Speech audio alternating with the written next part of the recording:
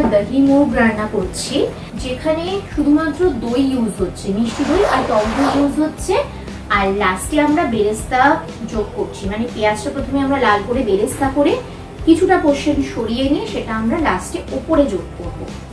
আর এই মাংসটা ভালো লাগে হচ্ছে মেইনলি পোলাও বা পরোটার সাথে।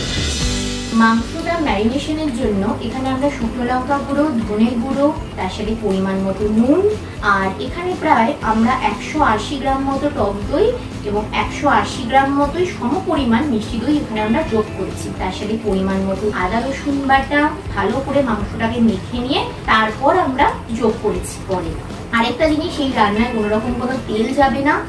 দইয়ের যে গ্রেভি সেটাতেই মাংসটা সিদ্ধ হবে, সেটাতেই কুক হবে।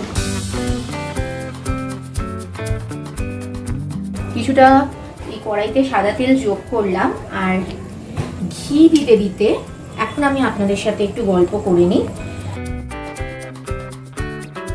কেউ যদি চায় সে কাজু বাদাম দিয়েও করতে পারে, কাজু বাটা বা আমন্ড বাটা দিয়েও করতে পারে, বা কেউ চাইলে একটু রিচও করতে পারে, নানানভাবে রিচ করতে পারে। কেউ পোস্ত বা আরো অন্য নানান উপকরণ ব্যবহার করতে পারে। কিন্তু আমাকে যদি কেউ পার্সোনালি জিজ্ঞেস করে যে আমার কিরকম মাংসের প্রিপারেশন পছন্দ, আমার কিন্তু দই মাংসই বেশি ভালো লাগে। তেল আর ঘিয়ের মিশ্রণে এখানে আমি বেশ কিছুটা চিনি যোগ করছি, এটা একটা সুন্দর কালার আনার জন্য। এবার এখানে আমরা পেঁয়াজগুলো যোগ করে বেরেস্তা করে নিচ্ছি।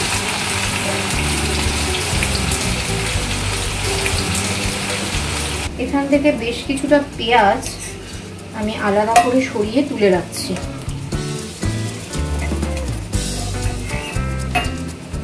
এটা এই পেঁয়াজটা আমরা পরে যোগ করব। এরপর আমরা এই যে ম্যারিনেটেড মাংসটা যোগ করলাম।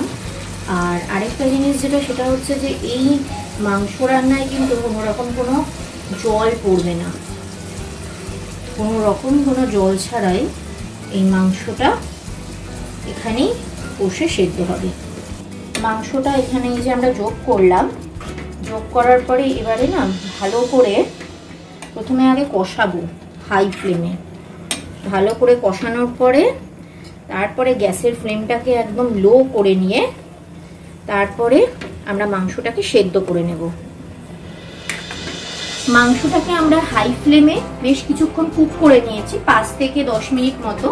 এবার গ্যাসের ফ্লেমটা লো করে 20 মিনিটের জন্য আমরা মাংসটাকে বয়েল করে নেব। এখানে আমরা এই ঢাকা দিচ্ছি। আমরা 20 থেকে 25 মিনিট মতো ঢাকা দিয়ে একদম লো ফ্লেমে কুক করেছি। তো আমাদের মাংস সেদ্ধ হয়ে এসেছে। এরপরে যেরকম আমি বলেছিলাম যে এই যে ভাজা পেঁয়াজগুলো এর মধ্যে যোগ করব। ভীষণ সহজ একটা রেসিপি, কোনো ঝামেলা নেই, কিচ্ছু নেই, শুধু 2 রকম দই। আপনারা মিষ্টির দোকান থেকেই 2 রকম দই পেয়ে যাবেন, বা আপনারা চাইলে এমনিও বাজার থেকে কিনে নিতে পারেন, কোনো ঝামেলা নেই। ভীষণ সহজ একটা রেসিপি। আর আপনারা চাইলে একটু কম তেলেও করতে পারেন, আমি একটু রসে বসে করলাম। তো এটা একটু হেলদি ভাবেও আপনারা চাইলে কম তেলে করতে পারেন। আর এরপর আমি এখানে শাহি গরম মশলা গুঁড়ো যোগ করছি। একটু জাস্ট নাড়িয়ে নিই যাতে পুরো গ্রেভিতে মশলাটা চলে যায়।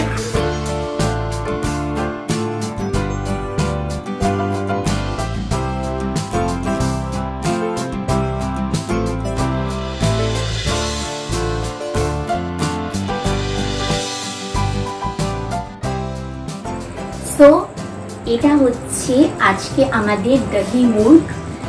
খুবই ইজি একটা রেসিপি, মানে খুব একটা ঝামেলাও নেই, ঘরে থাকা মোটামুটি ইনগ্রেডিয়েন্টস দিয়ে হয়ে যায়। আর মিষ্টি দই তো এমন কিছু ডিফিকাল্টও না পাওয়া। সো এই জামাই ষষ্ঠীতে অবশ্যই এই রেসিপিটা কিন্তু আপনারা বাড়িতে ট্রাই করবেন।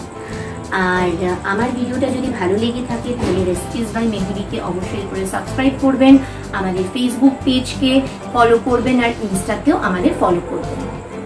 আজকে আসি, দেখা হবে আবার নেক্সট অন্য কোনো নতুন ভিডিও নিয়ে। ততক্ষণে সকলে খুব ভালো থাকুন। Thank you.